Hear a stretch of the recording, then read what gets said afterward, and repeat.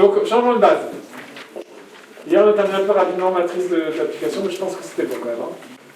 Ok. Alors, changement de base. Donc, l'idée, en fait, c'est de regarder si on prend un même endomorphisme et qu'on change les deux bases, qu'est-ce qui se passe? Quel est le rapport entre mes deux matrices? Comment est-ce qu'on passe de cette matrice-là à celle-ci? Ok. Alors, le but de ce variable est entre les machin. Alors, définition. Donc, soit E, n'est-ce pas, avec la dimension n, on prend deux bases, donc une base B et une base B'. Alors, on a tendance à parler de l'ancienne et de la nouvelle, c'est-à-dire qu'on va aller de l'ancienne vers la nouvelle. Deux bases 2. On appelle matrice de passage de B à B', notée P, B, B', ou bien P, B' en haut et B en bas, la matrice de la famille B' dans la base B. C'est-à-dire, en fait, on écrit. En fait, c'est une matrice qui va être carrée, mais en fait, qu'on peut penser en termes de colonnes. Et chaque colonne, ça correspond à la matrice du premier vecteur de la nouvelle base écrit dans l'ancienne, la matrice du deuxième vecteur de la nouvelle base dans l'ancienne, etc. Donc là, hier, on avait écrit des matrices colonnes pour les vecteurs. Donc là, c'est pareil. On regarde E1' dans la base B, E2' dans la base B, E3' dans la base B, etc. En fait, cette matrice, c'est souvent la matrice qui va être intéressante parce que c'est celle qui permet de conjuguer de l'une à l'autre des deux bases. Alors, elle garde la double information du passage d'une base à l'autre. Ok. Attention, l'expérience prouve que les élèves ne savent jamais si c'est trop B' dans B ou B dans B'. D'accord. Donc on appelle matrice de passage de B à B', celle où on écrit les B' dans la base B. On obtient donc la matrice de passage de B à B' en écrivant en colonne les coordonnées de la base, dans la base B des vecteurs E, I'. Voilà. Okay. Alors, on peut le voir comme... attendez, juste... Hop. Ah non, c'est pas écrit.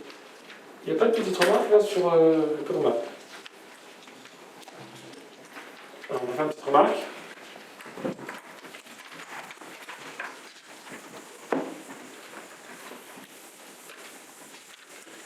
Cette matrice, on peut la voir comme la matrice d'un certain endomorphisme dans des bases. Remarque. Si on considère l'endomorphisme identité de E, qui va de E avec la base B, dans E avec la base B'. D'accord? À quoi ressemble la matrice dans les bases BB' de l'application identité?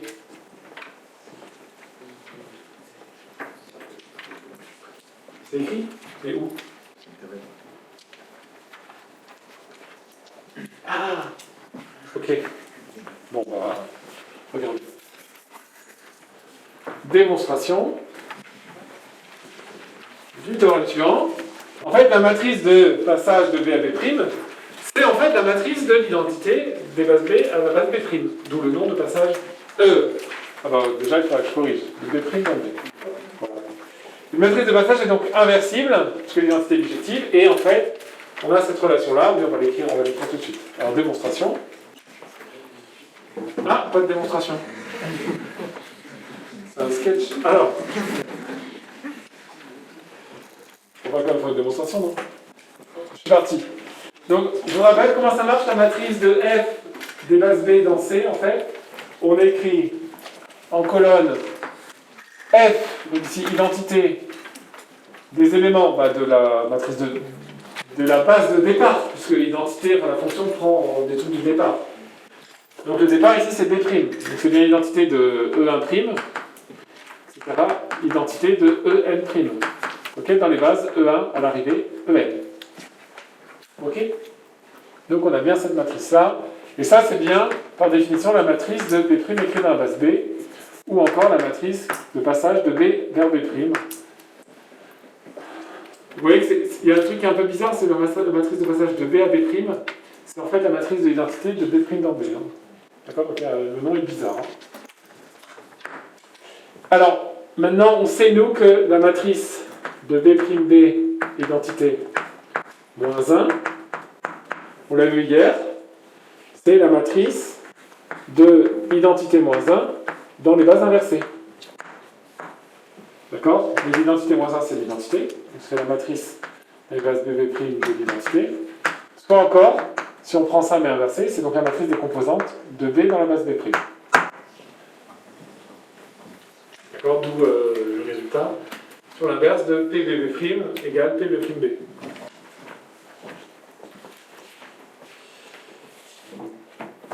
Alors, calcul matriciel du changement de base pour un vecteur, c'est-à-dire une matrice colonne. Ok. Donc, soit E, un cas-espace vectoriel, BB' de base 2, P, la matrice de passage de BB', X, c'est la matrice colonne des coordonnées dans la base B de X, qui appartient à E, et X', la matrice colonne des coordonnées dans la base B' de X, d'accord, qui toujours appartient à E. Alors, on a X est égal à P fois X', c'est-à-dire, en termes de matrice, ce résultat-là. Ok, alors ça, on va utiliser ces matrices-là, tout simplement pour le voir, parce qu'en fait, tout va jouer aujourd'hui avec l'unique relation. D'ailleurs, on pourrait commencer par écrire cette unique relation. C'est quoi la relation qu'on a vue hier, qu'il faut connaître par cœur? La relation générique, c'est, n'essayez pas tous les yeux, la matrice de V rond U dans les bases. Alors on prend B, D, par exemple, égale la matrice de V fois la matrice de U. Alors dans quelle base? Voilà, tout le monde parle en même temps, comme ça vous êtes sûr que c'est confus, que si vous vous trompez, de toute manière, ça passe pas inaperçu. Ok? Ça marche? Alors tout à l'heure, je pensais qu'on devrait changer la notation, mais je ne sais pas si on arrivera à l'imposer au reste du monde. On devrait noter comme ça, non? C'est bien ça.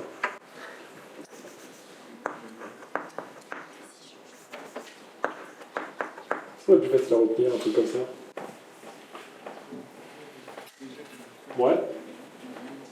Bon, je sais pas si ça vaut le coup d'être des seuls contre... Bon. Ok, c'est l'idée.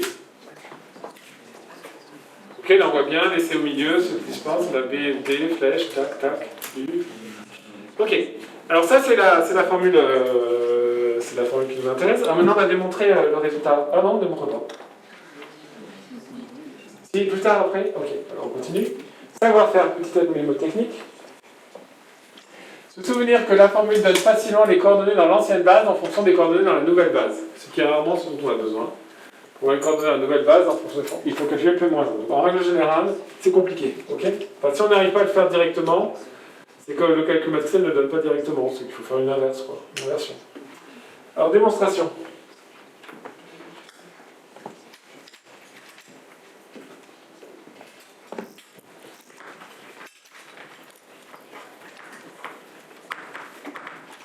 Alors, X, grand X, c'est la matrice dans la base B de petit x.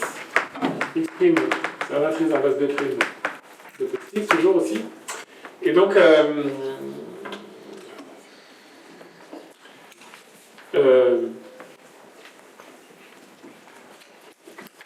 et on avait la version avec des colonnes, vous vous rappelez, c'est pareil en fait. Hein. Donc si on regarde la matrice dans la base, alors qu'est-ce que j'ai moi ici B', donc c'est-à-dire celle-ci, donc c'est-à-dire celle-ci. Donc si je regarde la matrice, bon on va aller au pif et puis on va voir que ça marche. B' de l'identité multiplié par la matrice de X. Alors, c'est là qu'il faut que ça colle en fait. Donc ça colle en fait, il faut que je prenne un disque quoi ici.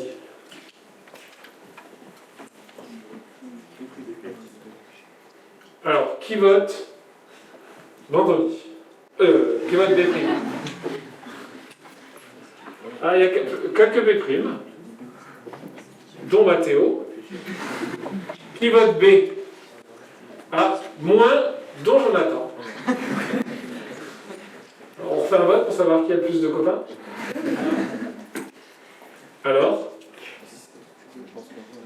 Ça dépend ce qu'on veut. Bah non, si on veut, oui, on veut quelque chose qui marche. Si j'écris ça, évidemment... Voilà, ok, il ne reste plus qu'à mettre les bases maintenant. Alors c'est quoi? C'est B?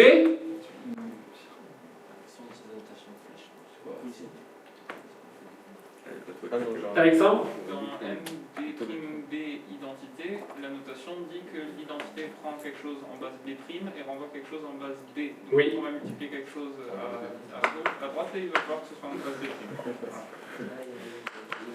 Et ça nous donne quelque chose en base B quand tu viens de l'appeler. Ok? Alors, ça marche? Donc, c'est l'idée. Ah oui, c'est peut-être parce que c'est à cause de ça en fait. Donc, si on remplace, donc on obtient ici x', x, et ici cette matrice-là, c'est la matrice des coordonnées de B' dans B. Alors, est-ce que c'est le résultat qu'il fallait trouver? Oui. Ok? Alors attention, quand arrivera le jour du devoir,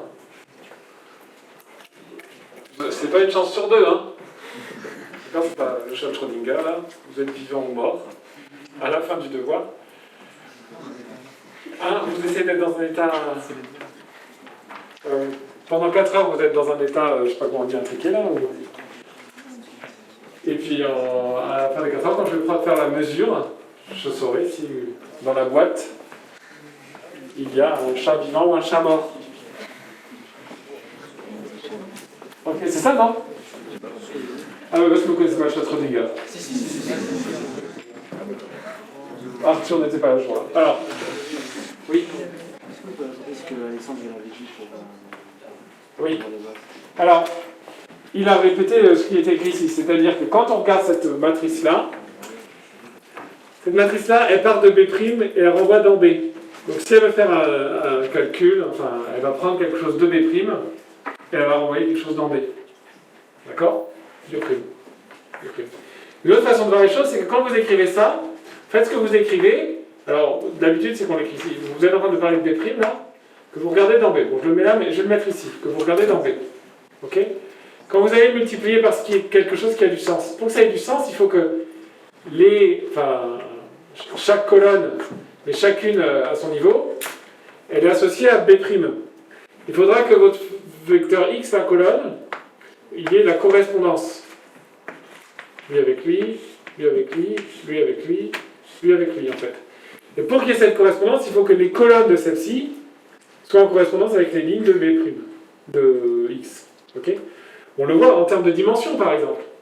D'accord? On le voit en termes de dimension. Si vous mettez des matrices des bases qui n'ont pas la même taille, vous voyez bien qu'il faut absolument que le nombre de colonnes de cette matrice-là corresponde au nombre de lignes de celle-ci. Donc, c'est comme ça que ça se voit aussi. Ok? Ici, tout est la même taille, donc il n'y a pas de problème. Et voilà. Donc, en fait, les B' ici, donc ici, il faut que ce soit quelque chose qui soit écrit dans la base B', et il va nous donner une colonne, après calcul, qui sera, lui, écrit dans la base B. Ok? Ça va comme ça?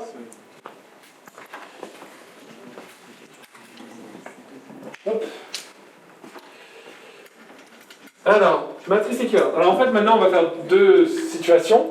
On va regarder des applications linéaires quelconques, et on va avoir 4 bases. D'accord? On va avoir B, B', C, C', selon que l'on est dans l'espace E, F. Donc 2 bases de E, 2 bases de F, donc on a 4 bases. Donc a priori, on va avoir 2 matrices de passage qui vont jouer, ce qui va donner une matrice équivalente. D'accord? Et après, on va regarder les endomorphismes. Donc là, on va réduire, on va pas regarder 2 espaces vectoriels, mais plus qu'un seul. Il n'y aura plus que 2 bases au lieu d'en avoir 4. Et il va se trouver que la deuxième matrice de passage qui était différente va devenir comme la première. D'accord? Mais ça va être en fait l'inverse. Ok? Et ça nous donnera la relation des matrices semblables.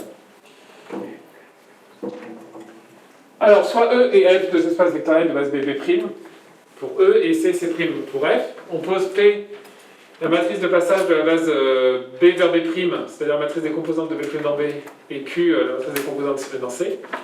Si U est l'application de E dans F, si U est une application de E dans F, application linéaire de E dans F, et que A est la matrice de U dans les bases B, C, et que A' est la matrice de U dans les bases B', C', alors on a A' égale Q moins 1 AP. En fait, ça va être la formule qui est là, qu'on va utiliser tout simplement. Alors, petite remarque, on voit ici Q moins 1 AP, et on se dit, tiens, le Q moins 1, c'est pas un hasard, c'est parce qu'en fait, c'est assez naturel d'écrire des choses avec soit B', soit B, enfin, les primes au même endroit et les pas primes au même endroit. D'accord? Mais à ce moment-là, il faudrait qu'il y ait un moins 1 qui apparaisse. Ça nous rappelle notre relation d'équivalence des matrices qu'on avait définie au chapitre, je ne sais pas combien. dans lequel on avait dit deux notations équivalentes, c'est existe P et Q telle que la première est égale à P fois la deuxième fois Q moins 1. Et ce Q moins 1 était débilissime, d'accord? À cause de ça qu'on prenne l'inverse d'une matrice, on n'avait qu'à prendre directement Q égale Q moins 1. Enfin, ok? Donc la raison, c'est à cause de ça. Parce que là, c'est à peu près naturel par homogénéité des notations de décrire des choses comme ça, et donc ça donne Q moins 1 en fait. Démonstration bien savoir-faire pour retrouver rapidement le résultat. C'est parti. Bon, j'espère qu'on ne va pas se tromper, hein, sinon c'est la honte. Alors, j'ai failli effacer la formule. Ah, j'ai 4 brosses.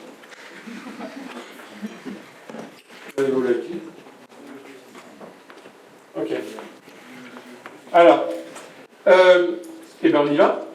Donc si on fait Q-1 AP, qu'est-ce que ça va être? Ben, ça va être, on va écrire des choses, donc P c'est la matrice, donc P c'est la matrice où on écrit B' dans la base B, c'est-à-dire la matrice de passage de B, c'est la matrice de l'identité dans les bases B'B. Ok? Donc A c'est la matrice de U dans les bases BC, BC, et l'autre, Q-1, c'est l'inverse de la matrice dans les bases C', de l'identité. D'accord? Ok? Donc on y va. Alors, ça, on peut utiliser ici. Oui, c'est exactement comme on a la même base ici, là, on peut fusionner. Ça va nous donner la matrice dans les bases B', C de U rond identité.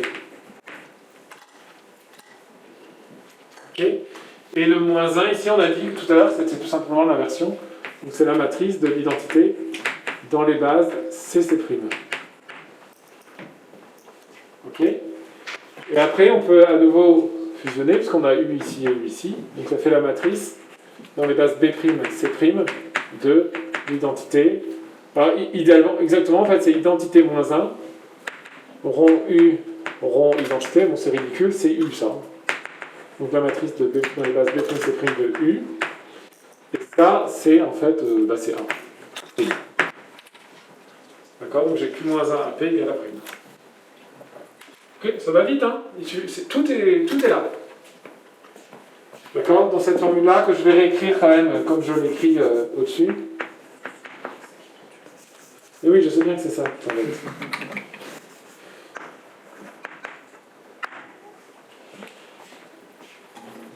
C'est bon?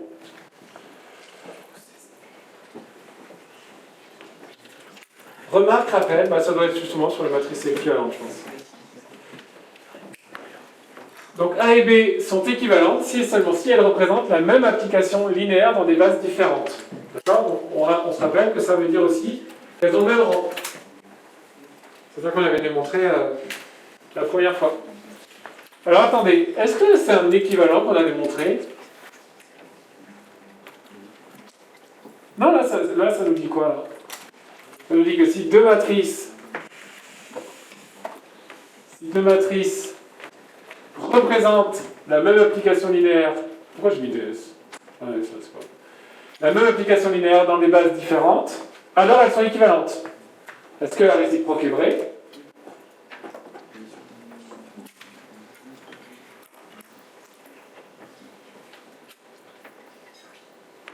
Visiblement oui. Je fais une démonstration, c'est ça? Ah ouais. Est-ce qu'on peut effacer la formule celle-ci là? Ou on la garde jusqu'au DS? Hein? Non, après le DS, vous en fichez. Alors, démonstration. Donc si c'est pas grave. Si A et A' sont deux matrices d'un même endomorphisme, d'une même application linéaire,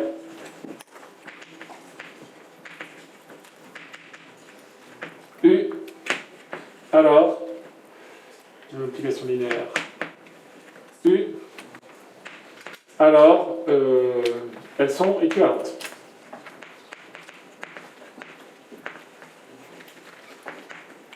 D'accord? Ça, c'est ce qu'on vient de dire avec le truc au-dessus. Alors, réciproquement.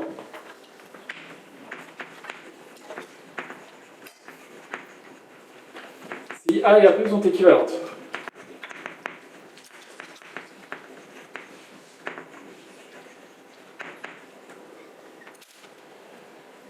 Alors, qu'est-ce que vous en pensez? Oui. On prend la matrice de passage B. De quelle base? Ben, On les prend. on les regarde. On les regarde. Mythique. Mais c'est la question. En fait, c'est flou là. C'est-à-dire que exactement. Concrètement, ce résultat-là nécessite un endomorphisme, puis des bases, puis des machins, puis des trucs, à la fin on arrive au calcul. Maintenant, si je vous dis j'ai A et B, deux matrices, elles sont équivalentes. C'est-à-dire, il existe P et Q, tel que. Donc, ça existe P et Q. Hein. Alors, nous, on aimerait un endomorphisme U, on aimerait des bases, c'est pas évident, ça va paraître pas bon, donc il faudra qu'on les crée, qu'on les pose si tu veux. Donc là, il y a une sont équivalente, ça veut dire qu'il existe P, Q appartenant à Mn de K, tel que, je sais pas, A' égale P-1 fois A fois Q, par exemple. Alors en fait, c'est même pire que ça. Non seulement on n'a pas les bases, mais on n'a même pas l'espace vectoriel. On ne sait même pas quel est l'espace vectoriel. Donc on peut chercher les bases, on ne sait même pas de quel espace. Donc qu'est-ce que tu choisis de poser? Quand c'est comme ça, en fait on a terminé hier, enfin vers la fin, en disant quand on n'a qu'une matrice, en fait cette matrice on peut l'associer canoniquement à une application linéaire, voilà. D'accord? Bon, on va faire ça, on va dire, on va prendre l'espace, celui qui a la taille, on va prendre Kn, quoi. Ok? On va prendre U, l'application qui a X associe à X. D'accord? B, la base canonique, puis après en avant. Ok? Donc,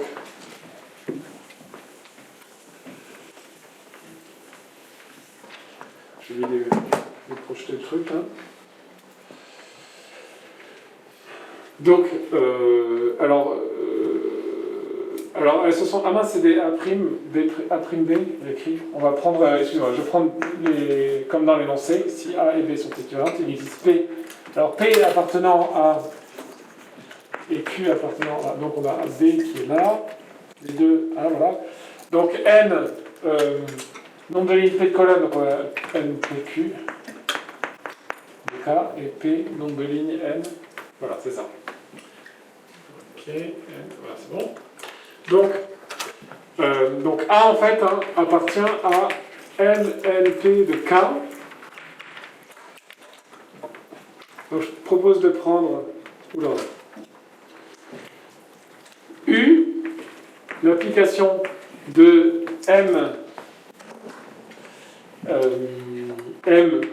P1 de K dans N1 de K, soit U, qui a X associe à X.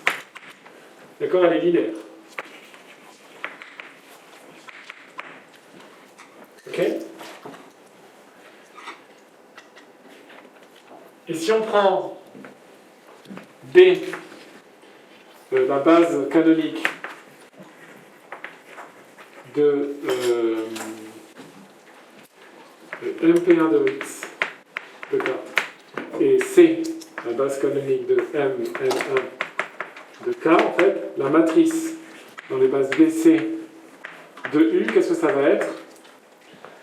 Ça va être une matrice dont la première colonne, en fait, est obtenue en faisant A fois la matrice 1 et côté 0. Oui. On peut pas l'appeler B, on a déjà une matrice. 1. Non, regarde, c'est pas pareil. Là, c'est un joli B.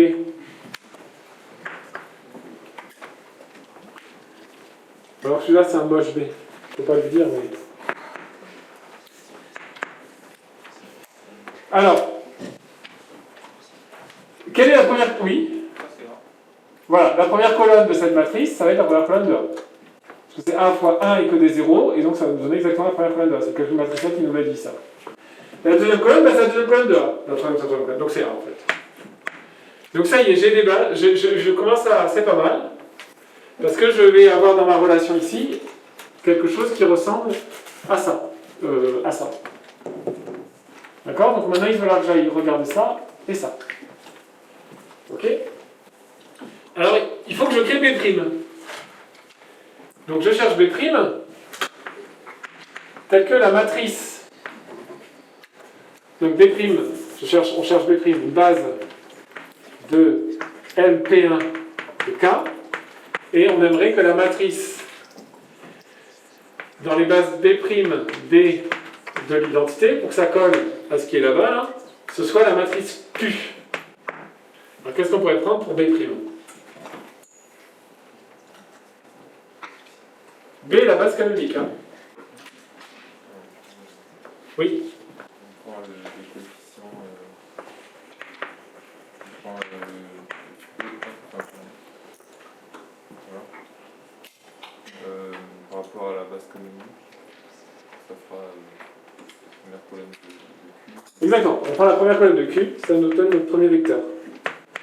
Deuxième colonne de Q, ça nous donne le deuxième vecteur, etc. Pème colonne de Q, nous donne notre pème vecteur. Si on les écrit dans les bases canoniques, d'accord, le principe c'est j'écris l'identité, donc ça fait exactement les choses qui vont bien pour faire se construire comme ça. Hein? Voilà. Comme Q est inversif, B' est bien une base, très bien. B' est bien une base. Hop là, attendez, il faut que je fasse ça comme ça. Une base. Car Q est inversible. Bon, bah, il ne reste plus qu'à trouver P, telle que la matrice dans la base. Donc j'ai un moins 1. Voilà, C' dans C donne P. Ah bah, justement, c'est là que c'est naturel. On va faire la même chose avec P, en fait. Donc soit C' égale première colonne de P, etc. Énième colonne de P.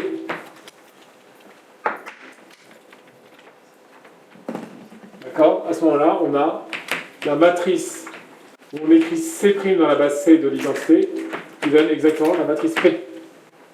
Ok? On a alors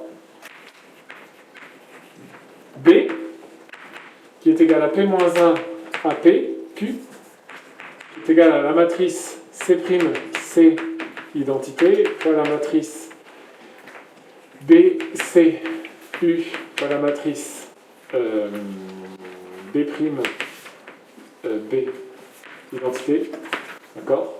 Et c'est-à-dire, c'est exactement la matrice B', C' de U. Donc U est la matrice dans des bases qu'on vient de trouver du même endomorphisme. B, pardon, est la matrice dans les bases qu'on vient de trouver du même endomorphisme U. Ok? Donc B et A sont les matrices d'un même endomorphisme, d'une même application linéaire, excusez-moi, parce que c'est pas carré, donc c'est pas forcément un endomorphisme. Voilà. Au passage, cette démonstration nous donne non seulement le fait que on passe d'un à l'autre, mais en fait, elle nous dit aussi quelles sont les bases qu'il faut prendre en fait. D'accord? Les bases qu'il faut prendre, c'est les colonnes de P et les colonnes de Q. Alors les colonnes de P, à condition d'avoir écrit P-1 là. Et voilà, c'est là que ça justifie le moins 1. Ok? C'est pour avoir un calcul facile ici. Ça va? Oui, Tom. Je crois que c'est C et C' quand vous remplacez P-1. Alors, C et C', c'est bon. Ah oui, je vais mettre un moins 1 là.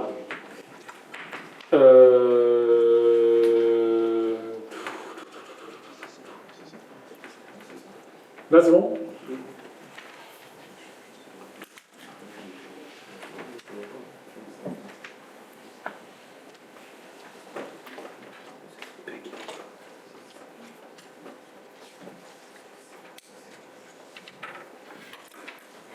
Ah oui, c'est ça. C'est bon. Ok. Alors, matrice semblable. Donc maintenant, en fait, on va se restreindre à la situation des endomorphismes et où en fait on va uniformiser B avec B' et C avec C'. Donc dans le cas particulier où E égale F, on peut prendre B égale C et B' égale C'. Et donc la matrice Q va devenir la matrice P, puisque c'est des matrices, si vous remplacez C' par B' et B par C par B, pardon, vous obtenez deux fois la même matrice. Et donc on a le théorème suivant. Soit E un espace vectoriel, B' de base de E et P la matrice de passage de B à B', alors si U est une application linéaire, A la matrice de U dans base B, après la matrice de U dans base B', on a A', du coup, je dirais même, A' égale P-1 fois A'. Hop là, c'est quoi ça? C'est un exercice. C'est bon, on va faire.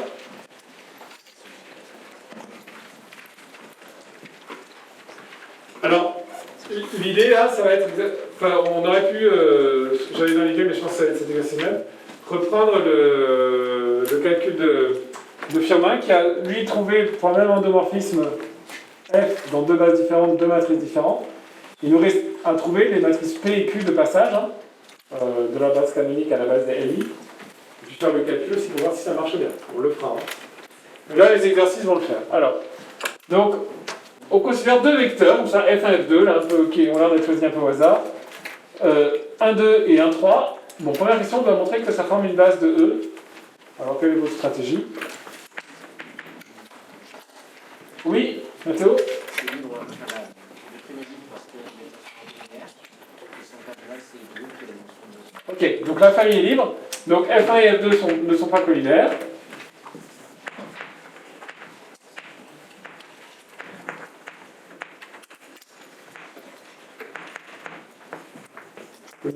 Donc la famille F1 F2 est libre.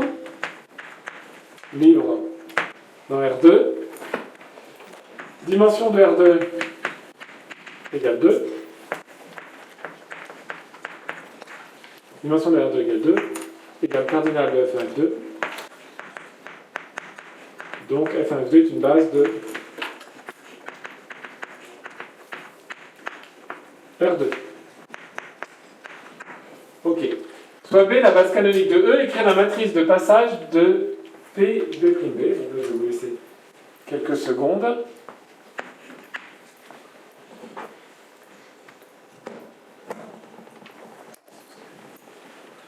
Allez-y, tout le monde écrit, matrice de passage. Allez, hop, hop, hop. Bon, c'est facile, hein.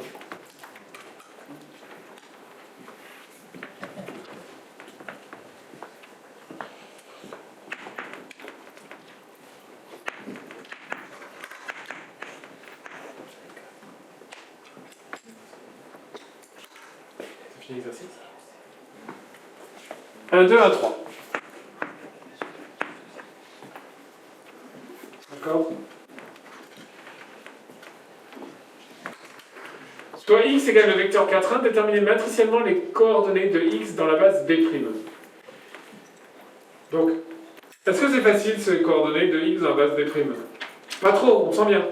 Donc ça veut dire que si vous dites, ah bah je vais faire le calcul 4,1 multiplié par la matrice P, là, ça va pas. Parce que c'est facile ça. Donc ça correspond à ma remarque de tout à l'heure en disant, si c'est facile alors que ça peut être difficile, ça va pas. Donc là, s'il y a une relation, c'est plutôt P-1 fois 4,1 qui doit marcher. Ok? Donc, alors ce qu'on va faire, c'est qu'on va plutôt le calculer. On va essayer de le calculer à la méthode d'Alexis, là, c'est le champion du monde pour ça. Et puis on va vérifier en faisant le calcul matriciel. Donc 4,1, Alexis, c'est quoi comme coordonnée dans la base 1, 2, 1, 3?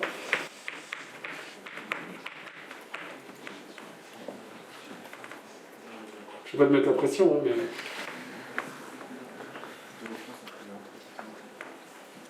2 et 3 sont premiers entre eux, donc c'est un couple de Bézout. Ça peut bien faire quoi? Oui, bien sûr, ça peut faire. Mais est-ce que ça fera 4?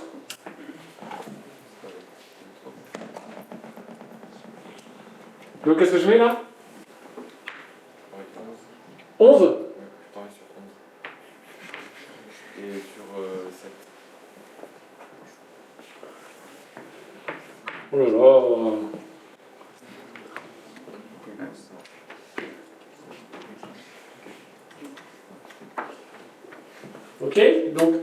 11 fois 1, moins 7, ça fait bien 4. Et 11 fois 2, 22. Moins 7 fois 3, 21. Ça fait bien. Ok? Alors maintenant, si on veut le faire avec les matrices, qu'est-ce qu'il va falloir faire comme calcul?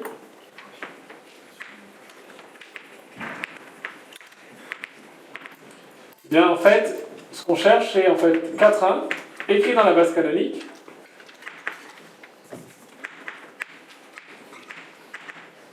Donc ça, c'est ce qu'on cherche. Ok? C'est-à-dire, en fait, l'inverse de l'autre. Donc 1, 1, 2, 3, moins 1 fois 4, 1. L'inverse de la matrice 1, 1, 2, 3, vous savez la calculer? 1, 1, 2, 3. Donc, le déterminant 3 moins 2, 1. Presque. 3 moins 1, moins 2. Ah, mais c'est peut-être ce que tu voulais dire, mais dans l'autre sens. Tu voulais le dire en colonne, c'est ça? Oui. Dis oui.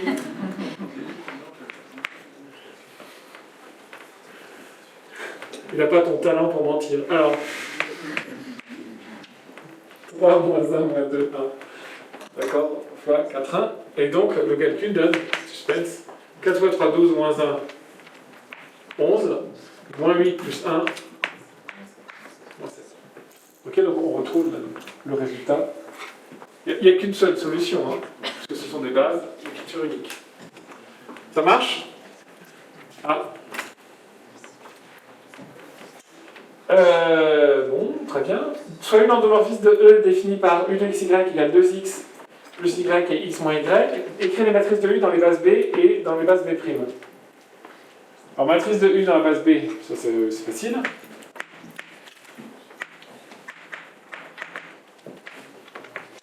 C'est la base canonique. Donc, je vous aide, c'est 2, 1, 1, moins 1. La question c'est est-ce que je l'écris dans un sens ou dans l'autre? Hein? Et là, je l'ai dit en ligne ou en colonne, tu crois? Vous avez dit en colonne. Non, je l'ai dit en ligne. Non. Ce sera puni. D'accord? Donc, j'ai pensé, si je multiplie par xy, j'obtiens 2x plus y et x moins y. Ok? Donc ça, c'est la matrice de U dans la base B. Maintenant, la matrice de U dans la base B'.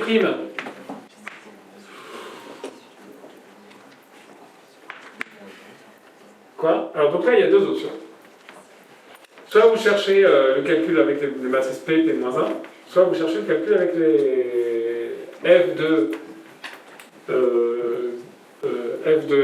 U de F1, qu'on écrit dans la base B', donc en fonction de F1 et F2. Alors, F de F1, c'est pas très compliqué. Ça correspond au calcul U fois P. Enfin, ça correspond au calcul cette matrice-là fois P. Mais évidemment, ce qui est compliqué, c'est de réécrire, vous l'avez dans la base canonique, mais vous devez la réécrire dans la base F1, F2, et là c'est plus compliqué, ça correspond à l'usage de P-1, qui finalement n'est pas si compliqué que ça.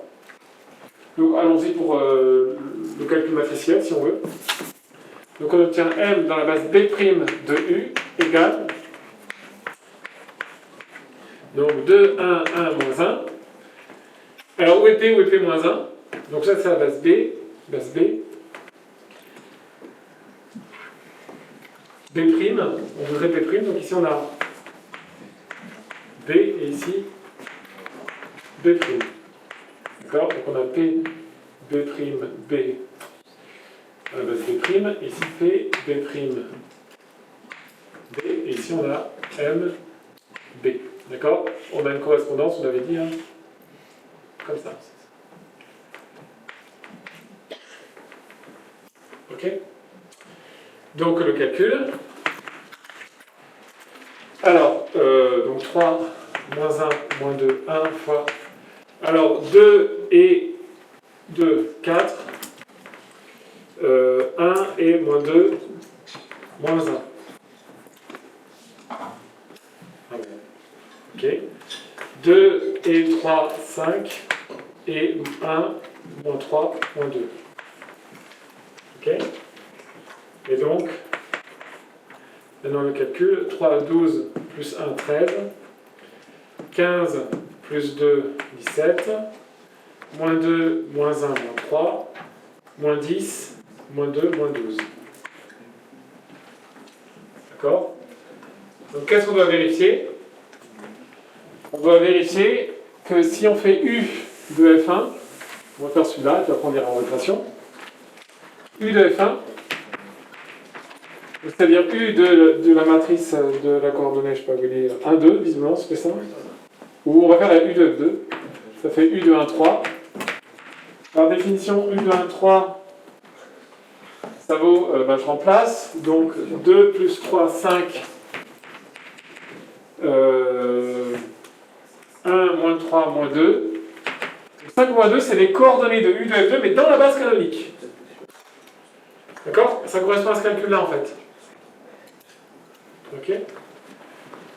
Ça, c'est U, machin. Et alors maintenant, j'aimerais l'écrire entre F1 et F2. Donc, on affirme là-bas que c'est 17 F1 moins 12 F2. Donc, il faudrait vérifier.